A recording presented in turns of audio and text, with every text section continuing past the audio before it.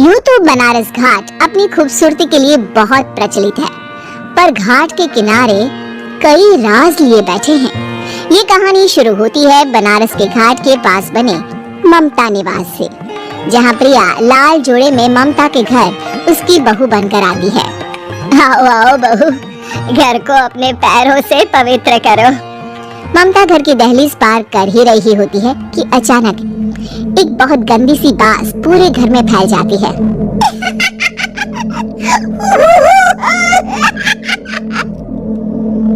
ये बदबू और ये आवाजें, ये कौन हंस रहा है माँ? अब ये पड़ोसी ना हमारे थोड़े अलग से है। कहाँ हम शाकाहारी और ये मांस मच्छी खाने वाले। छोड़, तू ध्यान मत दे और गृह प्रवेश कर। और हाँ बहू, अपनी सास की एक बात हमेशा याद रखना, इन पड़ोसियों से तो कभी बात नहीं करेगी। अच्छे लोग नहीं है ये। अपनी सास की ये बात मानेगी ना बेटा? हाँ माँ, जो आपकी मर्जी, मैं उनसे बात नहीं करूंगी। अगले दिन प्रिया अपनी पहली रसोई बनाने रसोई घर में जाती है। ये छोटी बात तो नाक में जा रही है। एक काम करती हूँ, खिड़की खोल देती हूँ। प्रिया खिड़की खोलने जाती है। इतनी चाली, लगता है इस खिड़की को कभी खोला ही नहीं गया। पर ऐसा क्यों? ओह, नॉनवेज की स्मेल आती होगी ना। 2 मिनट के लिए खोल लेती हूँ, फिर बंद कर दूंगी। प्रिया खिड़की खोलती है। खिड़की खोलते ही उसकी नजर सामने वाले घर की खिड़की पर पड़ती है, जहाँ एक लड़की खड़ी होती है, हाथों में मेहंदी, लाल रंग की साड़ी, बिल्कुल सजी धजी, मानो प्रिया की तरह ही वो भी नई नवेली बहू हो। वो प्रिया को देखकर मुस्कुराती है। हे भगवान, माँ ने तो इनसे बात करने को मना किया था। प्रिया फौरन ही खिड़की बंद कर देती है और तवे पर चढ़े रोटी की ओर देखने लगती है, पर वहाँ रोटी न होकर मछली पड़ी होती है। ये क्या? पहली ही रसोई में इतनी बड़ी गलती। हे भगवान, अब मैं क्या करूं? प्रिया बहुत डर जाती है और फौरन रसोई की सफाई करने और फिर सभी के लिए खाना बनाने लग जाती है। जब वो सबको खाना परोसती है, सब तो ठीक है, मैं बेकार में चिंता कर रही थी। हे भगवान, ऐसे ही बस अपनी कृपा बनाए रखना। रात के वक्त जब सब सो रहे होते हैं, तब प्रिया को पायल की आवाज सुनाई देती है, जिससे उसकी आंख खुल जाती है। ये पायल की आवाज कहाँ से आ रही है? प्रिया उठकर उस आवाज के पीछे छत की सीढ़ियों तक जाती है। तभी उसे बच्चे के रोने की आवाज आती है। प्रिया छत पर जाती है तो क्या देखती है? वही लाल साड़ी वाली लड़की अपनी गोद में एक नवजात बच्चे को घुमा घुमा कर सुला रही है। तभी प्रिया की नजर उसके पेट पर पड़ती है।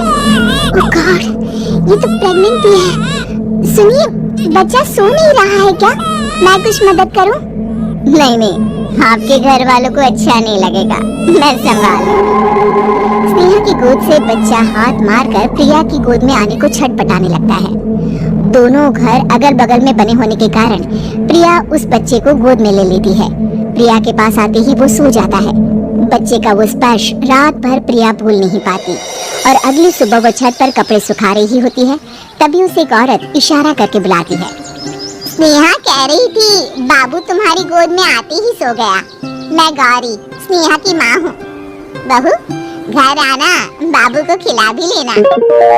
शाम को जब घर पर कोई नहीं रहता, बच्चे से मिलने के लिए प्रिया छिपकर अपनी पड़ोसन के घर चली जाती है और कुछ देर बच्चे को खिलाकर वापस लौट आती है। इसके कुछ दिन बाद ही प्रिया को पता चलता है कि वो माँ बनने वाली है। ममता की खुशी का ठिकाना नहीं रहता।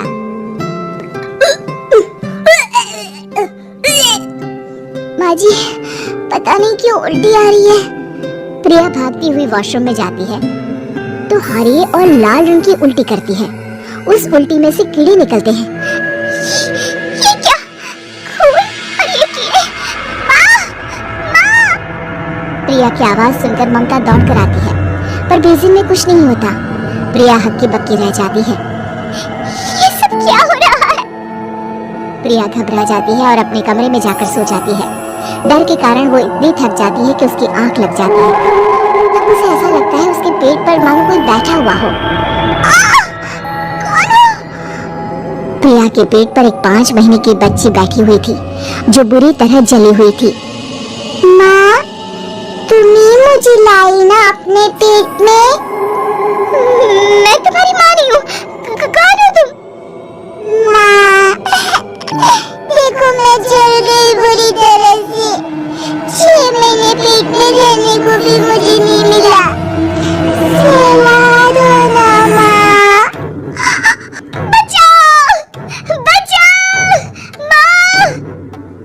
ममता दौड़कर कमरे में आती है। प्रिया की बातें सुनकर वो सब समझ जाती है। तू कहीं बगल वाले घर में तो नहीं जाकर आई ना बहू? मुझे माफ कर दो, मैं गई थी माँ। उस घर में सब मरे हुए हैं बहू। कई साल पहले स्नेहा उस घर में बहू बनकर आई थी। कुछ ही दिन में वो एक बच्चे को जन्म देने वाली थी। पूरा घर बच्चे के आने की खुशी में खोया था। एक दिन अचानक उस घर में आग लग गई।